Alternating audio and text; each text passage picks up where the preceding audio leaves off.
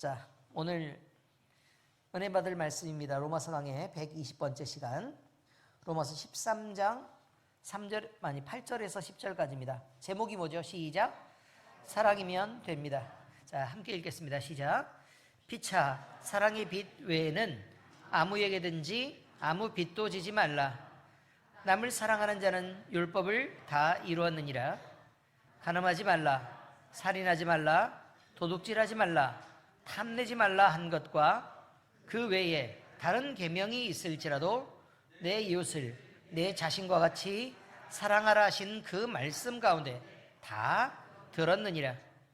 사랑은 이웃에게 악을 행하지 아니하나니 그러므로 사랑은 율법의 완성이니라. 중요한 거는요, 사랑과 빚입니다. 오늘 중요한 키워드 두 개입니다. 뭐하고 뭐라고요? 사랑과 빚입니다. 자, 오늘 말씀은 로마서 강의 120번째 시간, 사랑이면 됩니다입니다. 여러분, 이제 2024년의 연말 마지막 주일을 우리가 보내고 있습니다. 이때가 되면 우리는 늘 한 해를 마무리할 생각들을 하고 또 새해에 대한 계획도 세워야 되는 일로 분주합니다. 물론 그렇지 않은 사람도 있습니다. 늘 똑같이 자고 똑같이 일어나고 똑같이 먹고 그러니까 뭐 새로울 것도 없고 특별할 것도 없는 사람들도 있지만, 그런데 어쨌든 계획을 세우고 또 그 계획을 이뤄보고 이렇게 하고 지나가는 것들은 참 중요한 일이라 우리 엘림교회도 함께 지금 이런 계획들을 세우고 정산도 하고 이렇게 하는 중입니다. 그래서요, 저도 엘림교회 당회장 목사로서 늘 그러니까 맨날 아파 있으니까 기도를 할 수밖에 없잖아요. 잘 일어나지 못하니까 그 환경에 맞춰서 하나님이 기도를 시키니까 어쩔 수 없이 뭐 꼭 어쩔 수 없는 것은 아닙니다. 기도를 즐기기도 합니다. 근데 기도하는 게 좋기도 하고 그래서 기도를 하는데 2024년도에 대한 성도들의 기도 제목을 쭉 다 살펴보면서 정리를 해보았습니다. 그리고 다시 2025년도의 기도 제목을 이제 새롭게 받았는데요. 아직 내지 않으신 분들이 있으면 부지런히 적어서 내주시기 바랍니다. 우리 신희정 사모님한테 내주면 정리해서 저를 줍니다. 근데 저는 이미 대부분은 다 받았습니다. 자, 그런데 이렇게 기도 제목을 이제 받아서 이제 새롭게 기도를 시작하려고 합니다. 그런데 여러분, 각 가정에서 기도 내용을 적고요, 또 요청했던 그 내용들을 보면 또 마음에 또 상당히 기뻤던 것은 우리 교회 성도들은, 다른 분들은 제가 잘 모르니까, 목사라고는 여기밖에 안 해봤으니까 잘 모르는데 하나님에 대한 소망들이 있고 그리고 신앙 안에서 내가 회복하고 싶어하는 그런 열심들이 꽤 있다는 것을 보고 참 감사드리고 그리고 하나님 앞에 영광을 올릴 수 있게 되었습니다. 그런데 뭐 그것만 있었던 건 아니겠죠. 다른 뭐 필요에 따라서도 여러 가지 기도 제목들이 있었는데 여전히 이 세상을 살아가는 동안에 꼭 필요한 것들에 대한 요청들이 있었습니다. 그런데 이런 기도는 사실은 하기는 해야 됩니다. 왜냐하면 우리 주님께서도 일용할 것들을 구하라고 말씀하셨고 또 하나님으로부터 필요한 것들을 공급받아야 우리가 사는 것도 가능하기 때문에 주님의 도우심을 구하면서 사는 것은 바람직해서 또 이런 걸 구해야 되는 것도 맞긴 합니다. 이 세상을 사는 우리는 너무나 많은 것들이 사실 필요합니다. 뜨거운 신앙도 절실하게 필요하고요, 물질도 필요하고 또 건강도 필요합니다. 그리고 우리가 간과하지 말아야 될 것은 이렇게 물질로서 주어지는 것뿐만 아니라 조금 더 높은 수준을 요구하는 정신적인 안정과 평안 그리고 행복도 대단히 중요합니다. 그래서 우리는 주님께 그저 물질의 목적을 놓고 그렇게 구하지 말고 조금 더 차원이 높은 평안, 안정, 행복, 사랑 이런 것들을 구할 수 있기를 예수 그리스도의 이름으로 축복합니다. 뿐만 아니라 그리스도인들로서 마땅히 마음에 품어야 될 생각들이 있습니다. 따뜻함, 이해해 주는 것, 내가 먼저 낮아져서 겸손한 것, 또 용서하기, 사랑하기, 또 믿어주기, 또 주님을 향한 신뢰와 믿음, 그리고 남에 대한 배려, 또 우리가 느끼는 행복, 이런 것들을 위해서 우리는 주님께 구해야 되고 또 그것으로 채워지고 그렇게 살아가기를 위해서 기도해보는 필요가 있다라는 것을 말씀드립니다. 자, 오늘 말씀은요, 그런데 오늘 말씀은 이 모든 것들을 다 포함하는 말씀입니다. 제목이 사랑이면 됩니다입니다. 다시요. 제목이 사랑이면 됩니다입니다. 이런 수많은 간구들이 있지만 왜 사랑이면 되는지, 또 오늘 본문을 통해 사도 바울은 왜 사랑만큼은 빚을 지고 살아도 된다고 말하는지 오늘 이 말씀을 함께 나누면서 은혜를 갖는 시간을 가지려고 합니다. 자, 첫 번째 말씀은요, 이거예요. 세상을 사는 누구나 만족과 행복을 추구한다라는 거예요. 우리만 특별히 막 남들은 막 경건하고 그래가지고 주님을 바라보고 있는데 우리만 막 세속적이고 막 물질적이고 경건하지 못해서 만족과 행복을 추구하는 게 아니라 그 말이에요. 그러니 나름대로 우리 나름대로도 좀 위로가 좀 있지요, 그죠? 나만 속물 아니다. 필요해서 그냥 그런 거다 이 말이에요. 모든 인간은요 본질적으로 만족과 행복을 추구하면서 살아갑니다. 기본적으로 모든 인간은 육신을 가진 지금의 때가 가장 소중합니다. 그렇지 않습니까? 지나가고 나면 무슨 소용이 있겠어요?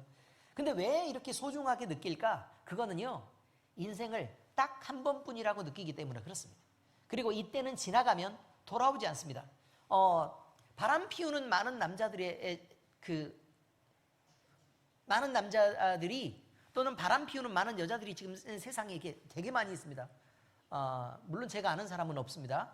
그러나 그 뉴스를 보고 막 이렇게 세상 돌아가는 것들에 대한 이야기를 듣고 그러면 그런 사람들이 꽤 많은 것 같긴 한데, 이 사람들이 왜 그렇게 바람을 피울까라고 사람들이 조사를 해봤더니 가장 대표적인 게 나도 아직 젊다는 걸 보여주고 싶다.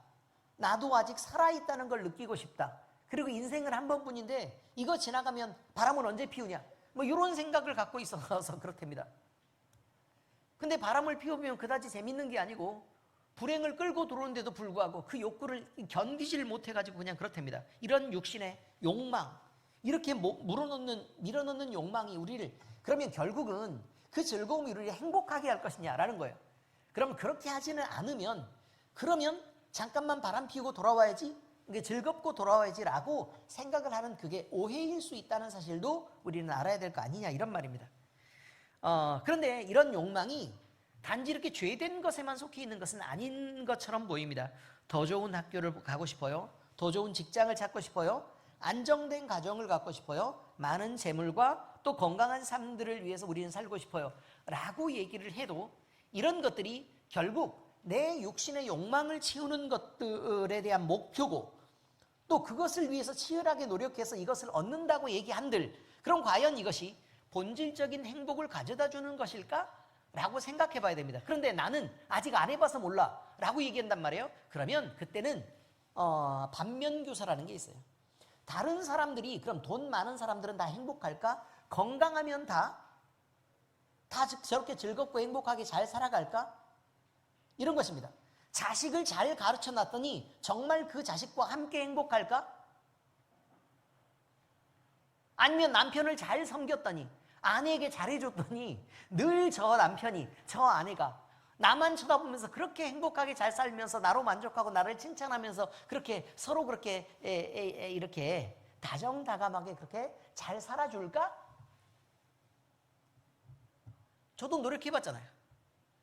결과는 말하지 않겠습니다. 대부분 비슷합니다, 여러분. 그 정도만으로 제가 설명을 합니다. 자, 여러분, 이런 것입니다. 만족과 행복을 얻기 위해서 수많은 노력을 합니다. 다양한 방법으로 노력하고, 그리고 견딜 만큼 견디고 참을 만큼 참습니다. 그런데 과연 그게 가능할까? 이런 것입니다. 한나하고 믿음이 말고는 어쨌든 안심할 수 있는 사람들이 그다지 많지 않다. 축하합니다. 어떤 사람들은 물질적인 소유를 통해 만족감을 느끼고, 또 다른 사람들은요 사람을 만나면서 친구 사이에서 많은 흉을 보면서요 유대감을 느낍니다. 이런 인간관계를 통해서 행복을 추구하기도 합니다. 그런데 여러분, 흉 보고 나서 돌아오면요 혹시 저 인간이 내 흉은 보지 않을까라는 생각은 들어요, 안 들어요? 들지요. 그렇지 않습니까? 물질도 많은 물질을 갖고 있다가요 그 물질을 소모하기 시작하면 아이씨 또 금방 또 벌어야 되는데 라는 걱정 돼요, 안 돼요? 됩니다, 여러분. 또 어떤 사람은 좋은 직장을 갖고 있습니다. 그런데 그 직장에서도 끊임없이 스트레스를 받아야 하고, 그리고 공부도 열심히 합니다. 또 떨어지지 않기 위해서 열심히 노력해야 됩니다. 취미 생활도 합니다. 그리고 또 어떤 성장 목표를 정해놓고 그 행복을 위해서 추구하기도 합니다. 그런데 이것들이 본질적인 만족일까라는 것에 대한 이야기를 다시 얘기하고 있는 것입니다. 여러분, 이러한 것들은 우리의 영혼을 만족시킬 수 있는 것들이 아닙니다. 예를 하나 들겠습니다. 통일왕국 시대 이스라엘의 대왕이었습니다.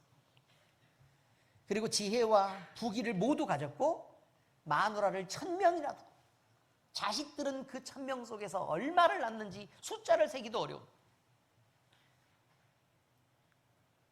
그리고 그 어마어마한 권세를 받고 주변으로서 여러 가지 칭찬도 받고 존경도 받고 있는 것들을 다 누렸던 왕이 한 명 존재합니다. 퀴즈. 누구요? 솔로몬.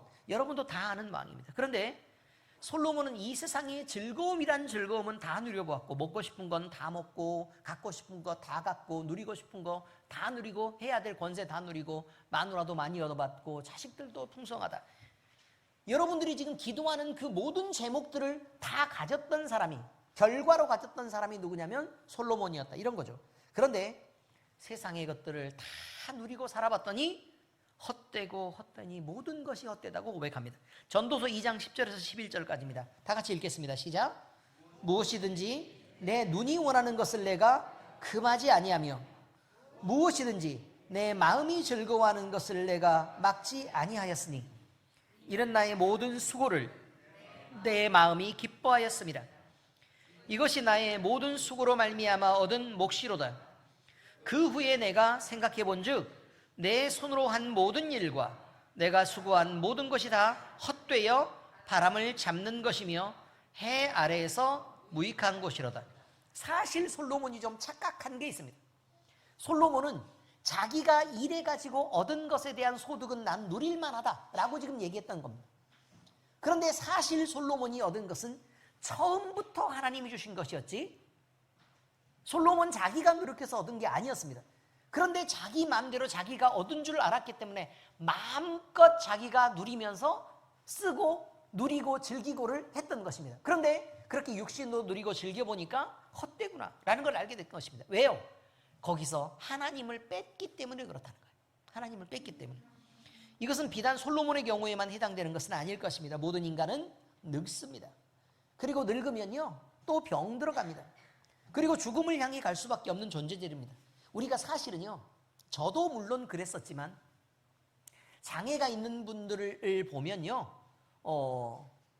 조금 약간 마음에서 조금 무시를 하다가도 그렇지 않게 되는 경우들이 있습니다. 왜냐하면 우리도 늙을 거고 또 언제 사고를 당할지도 모르고 언제 또 장애를 가질지도 모르기 때문에 그렇습니다. 언제 병들어 누워서 장애를 가진 몸으로 살아갈지 모르기 때문에 그렇다 그 말이에요. 그렇지 않습니까?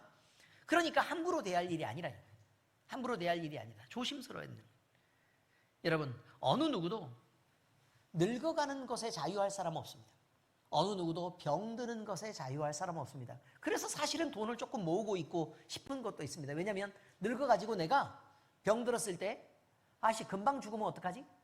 병원에도 못 가고 약도 못 먹고 이런 생각할 수 있잖아요. 그죠? 그러니까 병원 치료비를 위해서라도 내가 좀 모아놔야겠다. 그래서 보험도 들고 이렇게 하는 것입니다. 그런데요, 일단은 여러분, 육신은 아무리 관리를 하고 아무리 준비를 해도 그게 되는 게 아닙니다. 왜냐하면 기본적으로 늙고 죽습니다. 생각해야 합니다. 시편의 기자는요, 우리의 영혼을 만족시키는 분은 오직 주님뿐이라고 노래합니다. 시편 107편 9절입니다. 시작. 그가 사모하는 영혼에게 만족을 주시며 줄인 영혼에게 좋은 것으로 채워주심이로다. 영혼의 갈급함을 채우지 못하는 육신의 만족은 더 심한 갈증을 느낄 수밖에 없습니다. 왜냐하면 사람이 육신으로만 돼 있는 게 아니고요, 영혼이 있기 때문에 그렇습니다. 근데 처음에는 우리가 가진 감각들은 뭐에만 있는 거냐면 육신에만 있습니다. 그러니까 육신의 것을 채우면 전부 괜찮을 줄로 알고 착각을 한다는 것입니다. 그런데 알고 보니까 우리 마음속에는 먹고 즐기고 마시고 내 몸이 원하는 것을 다 해도, 그런데 결국은 만족이 없는 영혼이 있다는 것을 알게 되고 그렇게 느끼게 됐을 때 다른 그 어떤 것으로 채워도 결국 영혼은 만족스럽지 않다는 걸 결국 알게 되는 순간이 오더란 말입니다. 그래서 영혼의 갈증은 어디서부터 왔을까? 이 영혼의 갈증 어디서부터 왔을까? 그래서 사람이 괴로워하기 시작합니다. 하나님은요, 이 영혼의 갈증을 해소해 주기를 원하십니다. 하나님은 우리를 만드신 창조주이시고 또 우리가 느끼는 갈증이 무엇인지, 그 원인이 무엇인지, 그 결핍이 무엇인지에 대한 본질을 아시기 때문에 그렇습니다. 이런 측면에서 우리 인간의 욕구와 본성은 하나님이 창조하신 그 의도에서 멀지 않다는 것을 우리는 꼭 깨달아야만 됩니다. 예수님은요, 역설적인 말을 하십니다. 참으로 역설적이게도 의에 줄이고 목마른 자는 복이 있나니 그들이 배부를 것이다 라고 말합니다. 아니, 자, 마태복음 5장 6절입니다. 같이 읽겠습니다. 시작. 의에 줄이고 목마른 자는 복이 있나니 그들이 배부를 것이며. 아니, 줄이고 목마른 게 어떻게 배부를 수 있겠습니까? 줄이고 목마른 것은 배고프고 갈증이 나는 것이겠죠. 그죠? 그런데 배가 부를 수 있답니다. 아니, 상식적으로 우리가 육신으로는 이해가 안 되는 말입니다. 그래서 만약에 육신적으로는 우리가 생각을 해볼 때 줄이면 배가 고프고 목이 마르면 갈증이 나니까 그럼 우리는 먹으려고 하고 자꾸 마시려고 합니다. 그래서 이렇게 됩니다. 배도 나오고 살도 찌고 붓고 아프고 이렇게 된다는 거죠. 그런데 우리는 육신이 가진 감각이나 느낌이 반드시 육신으로부터만 오는 것은 아니라는 것을 깨달아야 됩니다. 다시 말씀드립니다. 내가 느끼는 감각이나 느낌들이 있다는 거예요. 느낌들이 있다. 그런데 이것이 꼭 육신으로부터만 올까? 아니라는 거예요. 영혼의 결핍으로부터도 이것이 온다는 거예요. 그래서 몸이 아프기도 하고 괴로움을 느끼기도 하고 그렇습니다. 예를 들면 남녀가 엄청 사랑하는 커플이 있었습니다. 그래서 막 물고 빨고 막 그러면서 엄청 좋아서 어쩔 줄을 모르고 막 그랬다는 거예요. 이해가 되시죠? 그러다가 어쩌다가 둘이 싸우게 됐습니다. 헤어지게 됐어요. 처음에 딱 헤어졌는데 이게 느낌이 잘 안 와. 처음에. 그랬는데 나는 별로 슬픈 줄 모르겠는데 이상하게 가슴이 아파. 뼈가 아파요. 뼈가. 그리고 숨이 잘 안 쉬어져. 너무 고통스러워요. 그래서 이상하다. 근데 왜 그러지? 진통제를 먹어봐도 낫지도 않고 숨을 막 쉬려고 막 산에 가도 이게 답답함이 풀리지가 않고. 아니, 이런 경험들이 있더라 그 말입니다. 아니, 우리 목사님이 저랬을까? 아니요. 들은 얘기.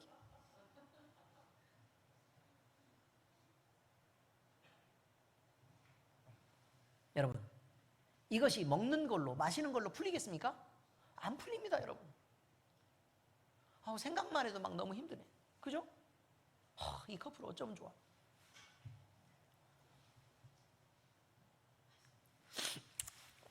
그냥 그렇다는 거죠. 여러분, 영혼이 결핍하면 육신으로부터는 아무리 채우더라도 여전히 목마르고 배고프고 그 영혼으로부터는 항상 느끼는 갈증과 허기가 있다는 것입니다. 이거 학이 아니고 허기입니다. 허기가 있다는 것입니다. 그리고 그 영적인 갈증과 허기가 해결되지 않으면 목마를 때 너무 목이 말라서 막 아래에 있는 물을 막 잔뜩 먹었더니 바닷물이 그럼 결국 어떻게 돼요? 더 목마르고 더 말라가고 더 죽을 것 같은 고통을 느끼게 되는데 바로 이런 것이죠. 영혼이 결핍할 때 육신으로 계속해서 막 뭔가 채우려고 막 먹어보면 더 심한 갈증 속에 막 빠지게 되고 막 더 죽을 것 같은 고통 속에 빠지게 된다는 것입니다. 이것을 기억해야 됩니다. 세상의 것들로는 채워질 수 없다는 것이 있다는 걸 알아야 됩니다. 하나님과의 관계가 열려야 우리의 영혼에 진정한 행복이 찾아올 수 있고 그것을 깨달아야 내가 주님으로 채워야 되겠구나. 주님으로 채워야지 이걸 이라고 느끼게 된다는 것입니다. 그래야 영적으로 우리가 그 깨달은 것들에 대한 본질적인 해결을 할 수 있게 된다는 것이죠. 세상을 사는 누구나 만족과 행복을 추구합니다. 그러나 그것을 얻기를 원하십니까? 그러면 우리의 시선을 바꿔야 합니다. 육신으로만 채우고 육신의 것으로만 만족하려고 했던 그 모든 것들에서 나는 영혼도 있지라는 것을 생각하고 아시기 바랍니다. 육신뿐만 아니라 영적인 부분까지 그 영역을 확장하지 않으면 우리는 그 만족들을 결국 얻어낼 수 없을지도 모릅니다. 두 번째 이야기입니다. 그래서 사랑은 삶의 최종 목적지가 됩니다. 성경은요, 모든 인간이 만족과 행복을 추구하는 가운데 궁극적인 목적지는 사랑으로 귀결되어야 된다는 것으로 가르칩니다. 예수님은 하나님이 세상을 이처럼 사랑하셨다, 그러니까 독생자를 주셨다, 이렇게 말합니다. 예수님이 우리에게 얼마나 큰 존재인 줄 알고 우리의 영혼의 구원을 위해서 반드시 필요한 분인지 우리는 누구나 알잖아요. 그런데 그것을 주신 이유가 그냥 그저 우리가 불쌍해서도 아니고 그저 우리가 안타까워서도 아니고 우리를 사랑해서 그렇게 하셨다는 거예요. 요한복음 3장 16절입니다. 시작. 하나님이 세상을 이처럼 사랑하사 독생자를 주셨으니 이는 그를 믿는 자마다 멸망하지 않고 영생을 얻게 하려 하심이라 라고 말합니다. 여러분, 망하면, 사랑하는 사람이 망하면 너무 가슴 아픈 거예요. 사랑하는 사람이. 아니, 심지어 뭐 이런 경우가 있어요. 좀 우리가 사랑하다가 사랑의 관계가 깨지는 경우도 있잖아요. 이성이 막 이렇게 서로 사랑하다가 막 이렇게 헤어지는 경우도 있는데, 우리가 원하는 것은 진짜 우리 마음속에 사랑이 남아있다면 그 헤어진 그 사람이라도 잘 되길 바라죠. 그렇지 않습니까? 그런데 하물며 지금 현재 뜨겁게 사랑하고 있는 관계고 내 목숨을 내놓아도 아깝지 않을 만큼의 그 사랑이 지금 현재 타오르고 있는 상황이라면 당연히 잘 되길 바라지 않겠습니까? 하나님이 그 마음을 품으셨다는 것입니다. 모든 것을 우리에게 주시기를 원하시는 하나님이 자신의 독생자 예수님을 우리에게 주신 것은 사랑 위에 사랑, 그 사랑 위에 사랑, 그보다 더 위에 가장 큰 사랑을 주고 싶어서 예수님을 주신 것이라는 것입니다. 우리는 이 말씀을 대하면서 하나님의 사랑이 얼마나 크신 줄을 이해해 보려고 노력했을 것입니다. 그런데 그 사랑을 이해한 사람은 지금까지 이 세상에 존재하는 한 명도 없습니다. 그것이 얼마나 큰 줄은 잘 몰라도 하나님의 사랑이 그래도 적어도 너무 귀한 것을 주셨구나 라는 정도는 우리가 깨달을 수 있지 않겠습니까? 적어도 창조주 하나님이 보시기에 사랑은 우리의 존재할 이유이며 우리가 살아가야 될 목적이 된 것입니다. 우리의 지난날을 잘 살펴보면 주님이 우리에게 주신 사랑 때문에 우리는 낭을 입었고 주님이 우리를 만져주셔서 위로를 받았습니다. 주님이 우리를 살려주시고 우리를 견인해 주시고 또 우리에게 은혜를 베풀어 주셨기 때문에 우리가 예배하는 자리에 나와서 이렇게 예배할 수 있게 되었습니다. 우리가 원하는 것은 각자 달랐으나 하나님은 우리를 사랑하시기로 작정하신 것입니다. 그러므로 사랑은 그 자체로서 우리의 삶을 변화시키는 원동력이 됩니다. 그래서 우리가 이만큼이라도 달라진 것입니다. 사도 바울은요, 사랑하게 되면 오래 참아주게 된다고 말합니다. 사랑 안 하면 금방 발끈하게 화내고 막 이렇게 덤비고 그럴 수 있지만 사랑해요? 그럼 이상하게 참아주게 된다는 거예요. 사랑하면 그 사람을 향해 부드러운 마음을 품게 된답니다. 사랑하게 되면 미움도 사라지게 된다고 말합니다. 옆 사람들을 보면 이상한 사람들이 있죠. 아니, 저 정도면 충분히 미워할 수 있지 않나라고 싶은 사람도 이상하게 못 미워하면서 막 거기 붙어가지고 막 안절부절 못하고 막 치근덕대고 그렇게 이해 안 되는 행동들을 하는 사람이 옆에 있어요, 없어요? 그러니까 우리는 응? 이 미친놈아, 네가 거기서 지금 이 꼴을 당하면서 그렇게 있어야 돼? 라고 얘기하잖아요. 해요, 안 해요? 하잖아요. 그런데 사랑하면 그 사람을 그가 어떤 상황이 있든지 아니면 어떤 모습으로 있든지 이 사람을 소중하게 여겨주고 싶습니다. 사랑하게 되면 그 사람에게 악을 행하고 싶은 마음이 전혀 안 생깁니다. 사랑하게 되면 이 사람의 영혼까지 잘 되길 바라서 진리와 함께 기뻐해 줍니다. 사랑하면 사기꾼이라도 믿어주고 싶고, 사랑하면 이 사람이 여전히 희망이 있다는 것을 인정하고 싶고, 사랑하면 아무리 큰 어려움이라도 견디고 싶어 한다고 말합니다. 이게 고린도전서 13장 4절에서 7절까지 말씀에 나와 있습니다. 같이 읽어보겠습니다. 시작. 사랑은 오래 참고, 사랑은 온유하며 시기하지 아니하며, 사랑은 자랑하지 아니하며 교만하지 아니하며 무례히 행하지 아니하며 자기의 유익을 구하지 아니하며 성내지 아니하며 악한 것을 생각하지 아니하며 불의를 기뻐하지 아니하며 진리와 함께 기뻐하고 모든 것을 참으며 모든 것을 믿으며 모든 것을 바라며 모든 것을 견디느니라. 이것이 사랑의 본질입니다. 이 사랑을 가져야 행복하고 만족하는 삶을 살게 된다는 것입니다. 사랑하는 사람에게 우리의 관계는 더욱 풍요로워집니다. 사랑하지 않으면 특별히 사람과 만날 생각도 없고 이야기할 생각도 없고 그 관계를 더욱더 발전시키거나 풍요롭게 해야 될 어떤 이유도 없습니다. 그런데 사랑한다면 풍요로워집니다.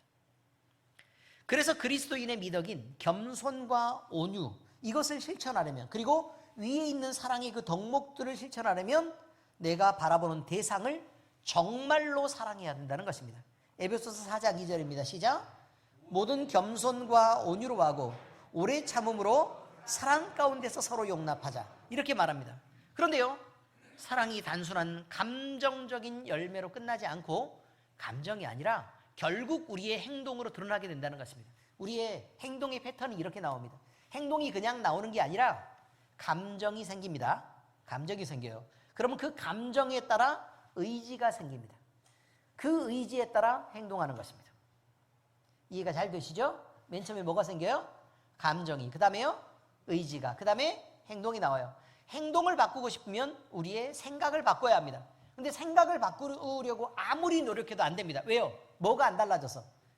그렇지요. 그 기저에 깔려있는 감정이 안 달라져서 그렇습니다. 내가 아무리 용서를 하고 싶었고, 아무리 배려를 하고 싶고, 아무리 겸손하고 싶은데 내 의지적으로 내가 그렇게 해야지라고 생각합니다. 그런데 이 인간이 미워서 죽을 것 같아. 돼요, 안 돼요? 안 된다는 거예요. 안 된대요. 결국 사랑하지 않으면 모든 것을 용납해 줄 수 없습니다. 사랑하지 않으면 그 앞에서 겸손할 수도 없고, 배려할 수도 없고, 용서할 수도 없고, 참을 수도 없고, 악한 말을 안 할 수도 없고, 미워하지 않을 수도 없답니다. 그러므로 사랑해야 됩니다. 결국 이렇게 할 수밖에 없습니다. 근데 우리 스스로 사랑하는 게 가능합니까? 불가능합니까? 불가능하죠. 그래서 우리는 마음을 붙잡고 찢으면서 주님 앞에, 주님, 우리 주님이 우리를 이렇게 사랑하셨는데 저도 좀 사랑하게 해주세요 라고 기도할 수 있어야 합니다. 중요합니다. 그래서 우리 각자도 우리 주님 앞에서 의미 있는 삶을 살고 또 사랑으로 서로 나도 위로받고 행복하고 다른 사람도 세워주는 그런 사랑으로 그렇게 살아갈 수 있기를 바랍니다. 자, 말씀 적용입니다. 하나님은요, 사랑이 최고다, 이렇게 말합니다. 사랑이 최고다. 자, 따라서 해봐요. 사랑이 최고다. 사랑이 최고다. 오늘 우리 하나님의 사랑과 사랑의 빚에 대해서 말하고 있습니다. 빚 얘기가 나오니까 마음이 불편하신 분들 많이 있을 것입니다. 빚은요, 되도록 지면 안 됩니다. 그죠? 되도록 지는 게, 원래 지는 게 아닙니다. 마음이 불편합니다. 누구나 빚을 지면 그 빚이 있는 한 나를 묶는 올무가 되고 자유를 잃어버리기 십상이기 때문입니다. 그런데 성경은 유일하게도 져도 되는 빚이 있다고 말합니다. 심지어 이 빚은 너 반드시 져야 돼 라고 얘기하고 너만 질 게 아니라 남에게도 지워야 돼 라고 하는 빚이라고 말합니다. 이 빚이 바로 사랑의 빚입니다. 다른 빚은 지면 안 되는데 사랑의 빚은 져도 된답니다. 그리고 이미 너희는 그 빚을 지고 있다고 말하고 있고, 그리고 빚은 없어야 좋은 빚이 아니라 있어야만 좋은 빚이라고 말하고 있습니다. 여러분, 우리는 하나님으로부터 아무리 노력해도 도저히 갚을 수 없을 만큼의 빚을 이미 지고 있습니다. 그 빚은 예수 그리스도를 주신 우리 하나님의 사랑입니다. 이 사랑을 받아야만 우리는 살리심을 받아서 구원에 이를 수 있습니다. 그러니 어떻게 이 사랑을 거부할 수 있겠습니까? 반드시 받아야만 되죠. 내가 살아야 되겠는데. 그래서 그 사랑을 받아야만 하고 우리는 그 빚을 질 수밖에 없다고 얘기하는 것입니다. 그러므로 하나님이 주신 이 사랑은 거부할 권한도 없고 거부해서도 안 됩니다. 그래서 구원받은 어느 누구라도 하나님에게 대해서 이 사랑의 빚을 지지 않은 사람은 존재할 수 없다고 말하는 것입니다. 그런데 이 사랑의 빚은 나만 가지고 가야 되는 빚이 아닙니다. 다른 사람에게도 지워줘야 되는 빚입니다. 그래서 다른 사람을 속박해야 되냐? 그게 아니죠. 자유를 주고 평안을 주고 행복을 주는 사랑, 그 사랑을 전해야 된다는 것입니다. 그래야 죽을 수밖에 없는 그들의 영혼이 살 수 있고 우리와 같은 생명 속에서 산 소망을 가지고 기쁨과 행복 속에 살아갈 수 있기 때문에 그렇습니다. 그 사랑을 거부한다면 영벌에 처하는 저주밖에 받을 수가 없습니다. 그러니 그 사랑을 당연히 전해야 되지 않겠습니까?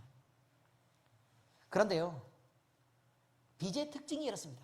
모든 빚은요, 그 특징이 채무자가 채권자에게 대해서 원금도 갚아야 되고 이자도 갚아야 되는 책임이 있는 것을 빚이라고 말합니다. 만약에 우리가 남에게 돈을 덥석해서 500만 원을 이렇게 줬단 말이에요. 그죠? 500만 원을 줬어. 근데 안 갚아도 돼 라고 얘기를 했어요. 그럼 빚이에요, 아니에요? 아니죠. 원금 500을 기억하면서 내가 저걸 500을 줬었는데 저 인간이 나한테 500만큼 잘해야 될 텐데 라고 생각이 들면 그건 뭐예요? 그럼 빚이에요. 이해가 잘 되시죠? 빚은 갚아야 되는 걸 빚이라고 얘기합니다. 갚지 않아도 되는 걸 빚이라고 말하지 않습니다. 왜 하나님이 우리에게 사랑을 주시면서도 사랑의 빚이라고 표현했을까요?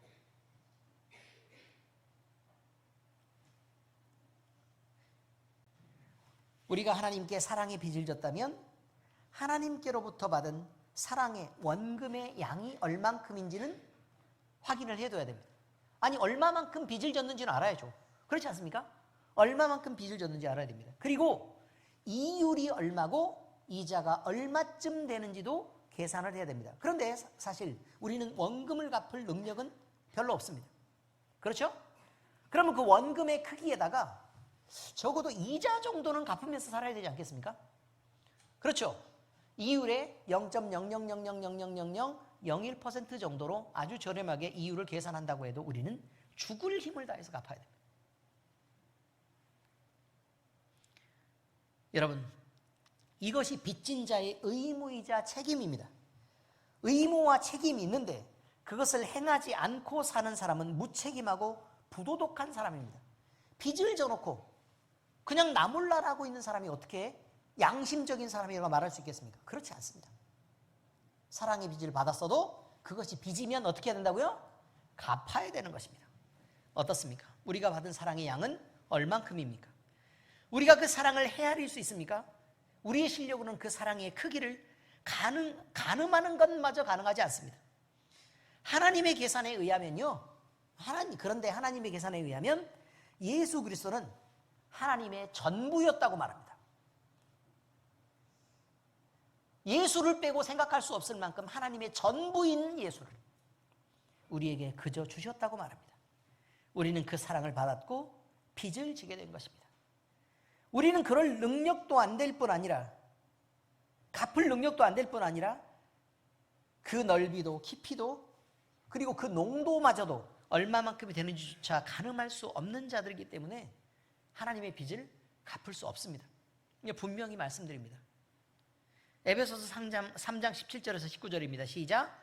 믿음으로 말미암아 그리스도께서 너희 마음에 계시게 하시옵고 너희가 사랑 가운데에서 뿌리가 박히고 터가 굳어져서 능히 모든 성도와 함께 지식에 넘치는 그리스도의 사랑을 알고 그 너비와 길이와 높이와 깊이가 어떠함을 깨달아 하나님의 모든 충만하신 것으로 너희에게 충만하게 하시기를 구하노라. 여러분, 사도 바울은 우리가 하나님의 이 사랑을 알기를 바랬습니다. 그 이유는 우리가 받은 그 사랑을 알아야 우리 영혼이 넘치도록 풍요를 느낄 수 있기 때문에 그렇습니다. 이 풍요 속에 있는 우리는 아무것도 안 하고 살면 안 됩니다. 우리 능력이 부족해도 그 사랑의 크기나 넓이나 높이나 깊이나 그 농도가 어떠함을 우리가 잘 모른다고 해도 적어도 양심이 있다면 감사할 줄 알고는 살아야 됩니다. 또 힘이 닿는 대로 노력해서 그 사랑의 일부라도 그 어떤 방식으로든 갚으려고 노력하는 삶을 살아야 된다는 것입니다. 고린도후서 5장 14절입니다. 시작. 그리스도의 사랑이 우리를 간권하시는도다. 우리가 생각하건대 한 사람이 모든 사람을 대신하여 죽었은즉 모든 사람이 죽은 것이라. 여러분, 사랑이요, 우리가 의무감으로 사랑이 우리에게 주어진 건 사실은 아닙니다. 왜냐하면 사랑이라는 것 자체의 속성이 남에게 의무감을 부여하는 것이 아니기 때문에 그렇습니다. 그러나 하나님의 사랑은 우리를 감격시켰습니다. 그리고 우리 마음을 채워서 그 감동으로 벅차게 만들었습니다. 우리 마음속이 예수 그리스도로 뿌듯하게 차오릅니다. 그 감동은 우리를 이끌어 주님을 위해 살고 싶다, 그런 마음을 품게 합니다. 그리고 그 마음이 열심히 점점 뜨거워져서 우리가 헌신되어서 살게 하는 행동을 만들어낼 것이라는 것입니다.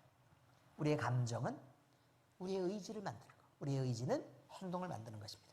사랑하는 엘림교회 성도 여러분, 우리는 하나님으로부터 예수 그리스도라는 벅찬 사랑을 받아 사랑의 빚진 자가 되었습니다. 빚은 갚아야 마땅한 것입니다.